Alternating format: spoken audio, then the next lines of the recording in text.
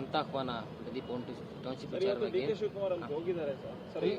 H D. Kumaraswamy ಅವರು ಹೋಗಿದ್ದಾರೆ. CM ಹೋಗ್ತಾರಾ ಅಥವಾ ಹೇಗೆ ಏನು ಒಂಥರ ಹಾಸ್ಯಾಸ್ಪದ. ಈಗ ಸಿಎಂ ಒಪ್ಕೊಂಡಿದ್ರೆ ಹೋಗ್ಬೇಕು, ಸಿಎಂ ಒಪ್ಕೊಳ್ತಿದ್ರೆ ಹೋಗವ್ರೆ ಅಂದ್ರೆ ನಾಟಕಾಡಕ್ಕೆ ಹೋಗವ್ರೆ ಅಂತ ಆಯ್ತದೆ. ಸರ್, ವಿಧಾನಸೌಧದಲ್ಲಿ ಚರ್ಚೆ ಮಾಡೋದು ಏನು ಇಲ್ಲ, ಬೈರ್ಮಂಗ್ಲಕ್ಕೆ ಬನ್ನಿ, ಅಲ್ಲೇ ಚರ್ಚೆ ಮಾಡೋಣ. ಯಾಕಂದ್ರೆ ಅಲ್ಲೇ ಬೈರ್ಮಂಗಲದಲ್ಲಿ ಏನ್ ಚರ್ಚೆ ಮಾಡ್ಬೋದೋ ವಿಧಾನಸೌಧದಲ್ಲೂ ಅದೇ ಚರ್ಚೆ ಮಾಡೋದು.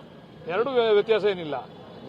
ನಿಮ್ಮ ಉದ್ದೇಶ ಏನು ಅಂತಂದ್ರೆ ಗಲಾಟೆ ಆಗ್ಬೇಕು, ತರಲೆ ಆಗ್ಬೇಕು, ಅದು ಕೆಟ್ಟ ಹೆಸರು ಬರ್ಬೇಕು ಡಿ.ಕೆ. ಶಿವಕುಮಾರ್ಗೆ ಅಂತಕ್ಕಂಥ ಉದ್ದೇಶ ಇಟ್ಕೊಂಡು ನೀವು ಹೋದ್ರೆ, ಈಗ ಪಂಥಾಹ್ವಾನವನ್ನ ನಾವು ಸ್ವೀಕಾರ ಮಾಡಿ ಅಲ್ಲಿ ಬರ್ತೀವಿ ಅಂದಾಗ ಇವ್ರು ಹೋಗ್ಬೇಕೇ ವಿನ ಇವ್ರು ಹೋಗವ್ರೆ ಯಾರು ಅವ್ರು ಬರಲ್ಲ ಅಂದ್ರೆ ಹೋಗವ್ರೆ ಅಂದ್ರೆ ನಾಟಕ ಅಲ್ವಾ ಅದು, ನಾಟಕೀಯ ಅಲ್ವಾ ಅದು. 5-6 ಜನ ರೈತರನ್ನ ಕರೆದಿಲ್ಲ, ರೈತರ ಮಧ್ಯದಲ್ಲಿ ಆಯ್ತು, ಅವ್ರ ಕಡೆ ಇರತಕ್ಕಂಥ 10 ಜನ ರೈತರನ್ನ ಕರ್ಕೊಂಬರ್ಲಿ, ನಾವೇನ್ ಬೇಡ ಅನ್ನಲ್ಲ. ಇನ್ನ ಒಂದು 15-20 ಜನ ನಾವ್ ಹೇಳೋದು ಮಾಧ್ಯಮದ ಮುಂದೆ ಚರ್ಚೆ ಆಗ್ಲಿ. ಇದು ಈಗ ಎಲ್ಲೋ ಹೋಗೋದು ಎಲ್ಲೋ ಗೊಂದಲ ಆಗೋದು ಯಾರು ನಿಮ್ಮ ಮಾಧ್ಯಮದವ್ರು ಕರೀರಿ, ಅವ್ರು ಎಷ್ಟು ಜನ ಕರೀರಿ, ನಾವು ಎಷ್ಟು ಜನ ಕರೀರಿ, ನಾವು ಬರ್ತೀವಿ, ಅವ್ರು ಬರಲಿ, ಅಲ್ಲಿ ಚರ್ಚೆ ಆಗಲಿ. ನಿನ್ನೆ ನಮ್ಮ ಸುವರ್ಣ ಚಾನಲ್ ಅವ್ರು ನಮ್ಮನ್ನ ಕರೆದಿದ್ರು, ಅಲ್ಲಿ ಚರ್ಚೆ ಆಯಿತು.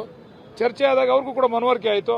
ಇದು ಯಾರ್ಯಾರು ಇದರಿಂದ ಬಾಲಿಶವಾದಂಥ ತೀರ್ಮಾನಗಳನ್ನ ತಗೊಂಡವ್ರೆ ಏನು ಅಂತೇಳಿ ಅವರು ಕೂಡ ಅದನ್ನ ಸಾಧಕ ಬಾಧಕನ ಅವ್ರಿಗೂ ಕೂಡ ಮನವರಿಕೆ ಆಯ್ತು. ಅವ್ರಿಗೂ ಕೂಡ ಚರ್ಚೆ ಎಲ್ಲೇ ಆದ್ರೂ ಹೇಗೆ ಆದ್ರೂ ಒಂದು ಚರ್ಚೆ ಆಗುತ್ತೆ ಬಹಿರಂಗವಾಗಿ ಅಂತ ಜನ ಕುತೂಹಲದಿಂದ ಕಾಯ್ತಾ ಇದ್ದಾರೆ. ಬಹಿರಂಗ ಚರ್ಚೆಗೆ ಅವಕಾಶ ಕೊಡೋಕ್ಕಾಗಲ್ಲ ಸರ್. ಈಗ ನಾವು ಬೇಕಾದ್ರೆ ಬಹಿರಂಗ ಚರ್ಚೆ ಮಾಡಬಹುದು, ಅವ್ರಗಳ ಲೀಡರ್ಗಳು ಬಂದಾಗ ಕಾರ್ಯಕರ್ತರು ಗುಂಪಿಸಿರ್ತಾರೆ, ಸುಮ್ಮನೆ ಗೊಂದಲ ಆಗ್ತದೆ. ಪ್ರಯತ್ನ ಒಟ್ಟಿನಲ್ಲಿ ಆಗ್ತಾ ಇದೆಯಾ? ಯಾಕಂದ್ರೆ ಇರ್ಬೋದು, ಅದು ಅವ್ರವ್ರು ಅನ್ಕೊಂಡ್ರೆ ಅದು ಏನ್ ಮಾಡಕ್ಕಾಗಲ್ಲ. ಏನಿಲ್ಲ, ನಡೀತಾ ಇದೆ ಸರ್. ಎಲ್ಲರೂ ಒಪ್ಪಿಲ್ಲ ಅಂತ ಹೇಳ್ಬೇಡಿ ನೀವು, ಕೆಲವರು ಒಪ್ಪಿಲ್ಲ. ಯಾವುದೇ ಪ್ರಾಜೆಕ್ಟ್ ಅಲ್ಲಿ 100ಕ್ಕೆ 100 ಭಾಗ ಯಾವ ರೈತರು ಒಪ್ಪಲ್ಲ.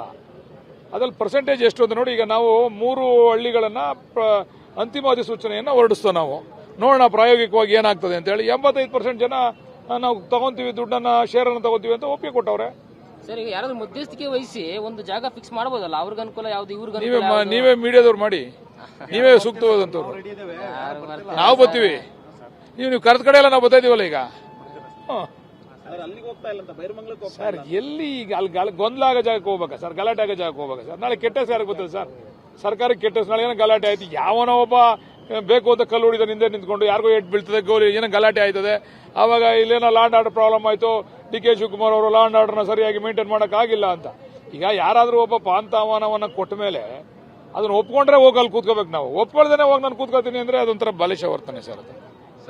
ಅದು ಅಂತ ಆಹ್ವಾನ ಪ್ರದೀಪ್ ಟೌನ್ಶಿಪ್ ಡಿ.ಕೆ. ಶಿವಕುಮಾರ್ ಅಲ್ಲಿ ಹೋಗಿದ್ದಾರೆ ಸರ್. ಎಚ್.ಡಿ. ಕುಮಾರಸ್ವಾಮಿ ಅವರು ಹೋಗಿದ್ದಾರೆ. ಸಿಎಂ ಹೋಗ್ತಾರಾ ಅಥವಾ ಹೇಗೆ ಏನು ಒಂಥರ ಹಾಸ್ಯಾಸ್ಪದ. ಈಗ ಸಿಎಂ ಒಪ್ಕೊಂಡಿದ್ರೆ ಹೋಗ್ಬೇಕು, ಸಿಎಂ ಒಪ್ಕೊಳ್ತಿದ್ರೆ ಹೋಗವ್ರೆ ಅಂದ್ರೆ ನಾಟಕಾಡಕ್ಕೆ ಹೋಗವ್ರೆ ಅಂತ ಆಯ್ತದೆ. ಸರ್, ವಿಧಾನಸೌಧದಲ್ಲಿ ಚರ್ಚೆ ಮಾಡೋದು ಏನು ಇಲ್ಲ, ಬೈರ್ಮಂಗ್ಲಕ್ಕೆ ಬನ್ನಿ, ಅಲ್ಲೇ ಚರ್ಚೆ ಮಾಡೋಣ. ಯಾಕಂದ್ರೆ ಅಲ್ಲೇ ಬೈರ್ಮಂಗಲದಲ್ಲಿ ಏನ್ ಚರ್ಚೆ ಮಾಡಬಹುದೋ ವಿಧಾನಸೌಧದಲ್ಲೂ ಅದೇ ಚರ್ಚೆ ಮಾಡೋದು. ಎರಡು ವ್ಯತ್ಯಾಸ ಏನಿಲ್ಲ. ನಿಮ್ಮ ಉದ್ದೇಶ ಏನು ಅಂತಂದ್ರೆ ಗಲಾಟೆ ಆಗ್ಬೇಕು, ತರಲೆ ಆಗ್ಬೇಕು, ಅದು ಕೆಟ್ಟ ಹೆಸರು ಬರ್ಬೇಕು ಡಿ.ಕೆ. ಶಿವಕುಮಾರ್ಗೆ ಅಂತಕ್ಕಂಥ ಉದ್ದೇಶ ಇಟ್ಕೊಂಡು ನೀವು ಹೋದ್ರೆ, ಈಗ ಪಂಥಾಹ್ವಾನವನ್ನ ನಾವು ಸ್ವೀಕಾರ ಮಾಡಿ ಅಲ್ಲಿ ಬರ್ತೀವಿ ಅಂದಾಗ ಇವ್ರು ಹೋಗ್ಬೇಕೇ ವಿನ ಇವ್ರು ಹೋಗವ್ರೆ ಯಾರು ಅವ್ರು ಬರಲ್ಲ ಅಂದ್ರೆ ಹೋಗವ್ರೆ ಅಂದ್ರೆ ನಾಟಕ ಅಲ್ವಾ ಅದು, ನಾಟಕೀಯ ಅಲ್ವಾ ಅದು. 5-6 ಜನ ರೈತರನ್ನ ಕರೆದಿಲ್ಲ, ರೈತರ ಮಧ್ಯದಲ್ಲಿ ಆಯ್ತು, ಅವ್ರ ಕಡೆ ಇರತಕ್ಕಂಥ 10 ಜನ ರೈತರನ್ನ ಕರ್ಕೊಂಬರ್ಲಿ, ನಾವೇನ್ ಬೇಡ ಅನ್ನಲ್ಲ. ಇನ್ನ ಒಂದು 15-20 ಜನ ನಾವ್ ಹೇಳೋದು ಮಾಧ್ಯಮದ ಮುಂದೆ